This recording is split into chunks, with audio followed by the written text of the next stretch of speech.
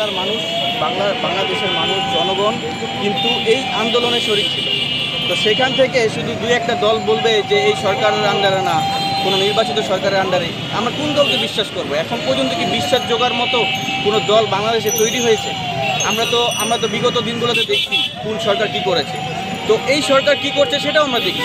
এই সরকারের উপর আমাদের ওই বিশ্বাসটা আসছে বলেই আমরা বলতেছি যে সংস্কারগুলো যেন এই সরকারের আন্ডারে শেষ হয়। যেদিন দেখব যে আমাদের সংস্কারগুলো সম্পূর্ণভাবে শেষ হয়ে যাচ্ছে, সেদিনই জনগণই বলবে যে আসলেই এখন একটা দরকার, একটা সুষ্ঠুভাবে নির্বাচন হোক। তার আগে কোনোভাবে নির্বাচন দেওয়া যায় না। নির্বাচনের আমরা পরে আসবো, আগে আমাদের সংস্কারগুলো সম্পূর্ণভাবে সঠিকভাবে আগে শেষ করতে হবে। আর সেটা এমন আমাদের ডক্টর ইউনূস সাহেবের কাছে বিশ্বস্ত লোক এবং সারা বিশ্বে তার যে গ্রহণযোগ্যতা আছে, তাহলে তিনি যদি আমাদের বাংলাদেশের দায়িত্বে থাকে তাহলে আমরা বুঝতেই পারি যে বাংলাদেশ খুব ভালোভাবে এগিয়ে যাবে। তো আর দ্বিতীয়ত আমাদের যেই কর্মসূচিগুলো সামনে আমরা দিচ্ছি, দেওয়ার কারণ হচ্ছে বিভিন্ন জায়গায় বিভিন্ন দলমত ওনারা বলছেন যে নির্বাচনের মাধ্যমে তাকে সরিয়ে দেওয়ার একটা প্রোপাগান্ডা। তো আমরা কখনোই এটা হতে দেব না, কারণ বাংলাদেশের জনগণ, বাংলাদেশের ছাত্র জনতা একটা বিপ্লবের মাধ্যমে ইউনূস সরকারকে এখানে বসিয়েছে। ইউনূস সরকার কখন যাবে, কখন থাকবে, এটা বাংলাদেশের জনগণ এবং বাংলাদেশের জনগণ এখানে সিদ্ধান্ত দেবে। এখানে কোনো দলমতের সিদ্ধান্ত এটা হয়ে যাবে না।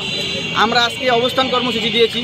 যদি আমাদের এই কর্মসূচি আরও দীর্ঘায়ু করতে হয়, যদি আমাদের অনশন পর্যন্ত করতে হয়, আমরা এখানে অনশন করব। শুধু আমরা না, আজকে আপনি আপনাদের দিনমজুরকে জিজ্ঞেস করেন, একটা রিক্সা চালককে জিজ্ঞেস করেন, আপনি একটা উচ্চতর কর্মকর্তাকে জিজ্ঞেস করেন, তারা কি চায়? তারা চায় বর্তমান যেই সরকার আছে এই সরকারের মাধ্যমেই সকল সংস্কারগুলো হোক।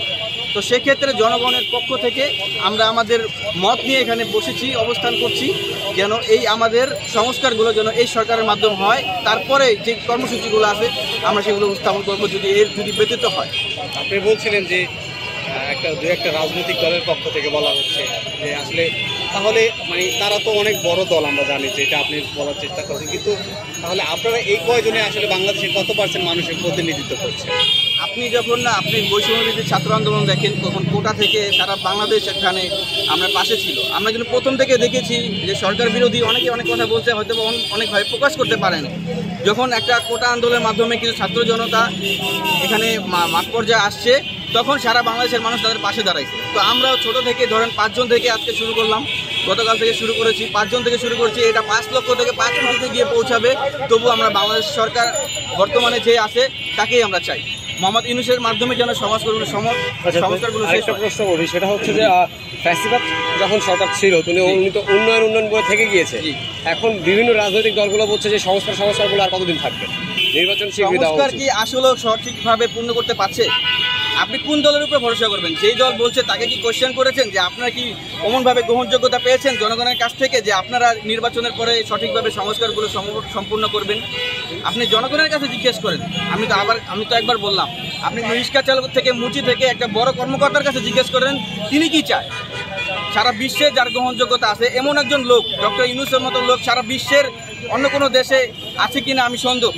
তো এরকম একজন লোক যদি আমাদের বাংলাদেশের হয়ে